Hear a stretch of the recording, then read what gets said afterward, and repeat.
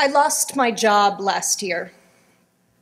I was given 6 months' notice, which seemed like a lot of time, but as those months went on, I had to face the possibility that I might not find another job. It was scary. I wasn't scared about money. Losing my salary would have sucked, but I was lucky to have a husband who still had a well-paying job with benefits. We would need a tight budget, but I did the math. We'd be able to pay the mortgage, no one would starve. The really scary part was if I didn't find another job, I would have to stay home with my children.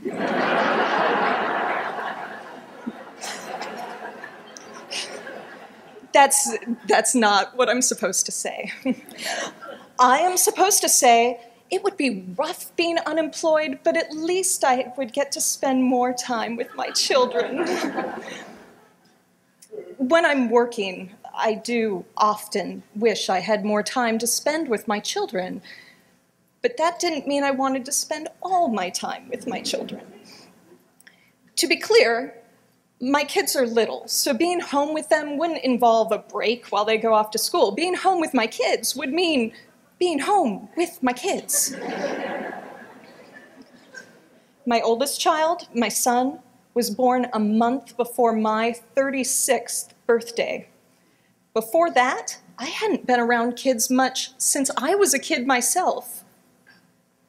Actually, when I was a kid myself, I was an introverted, only child, latchkey kid, so even then I was around other kids less than most. As an adult, most of my friends with children lived in other states. I didn't have close family with kids. When we would be around kids, I was awkward. I didn't know how to talk to them or what to do. Before having kids, I was building a career. I worked. I went to graduate school. I worked some more. I went to graduate school again.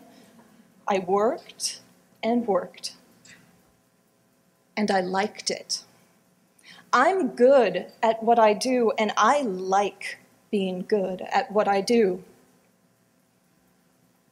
Mothering is harder.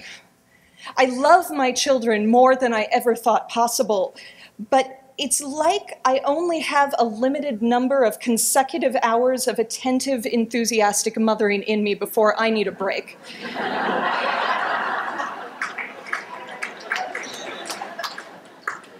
I can't think of enough things to do. I get tired and short-tempered. I resort to screen time, and a lot of it. Long periods alone with my kids make me feel inadequate. Maybe if I had to be with my kids all day, every day, I would learn patience and age-appropriate activities. I don't know. I didn't have to find out, because I did get a new job, a better job, and yes, I am good at it. And that means someone else cares for my children. She is a former teacher turned nanny. She has devoted many years to caring for children, and she too is good at what she does.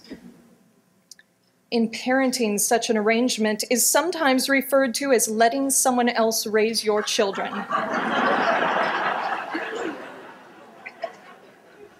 In management, it's called delegating.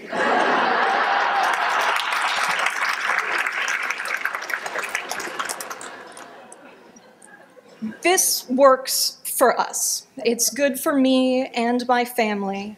I'm happy with our life. But no, it's not perfect. For example, sometimes, no, that's a lie. Often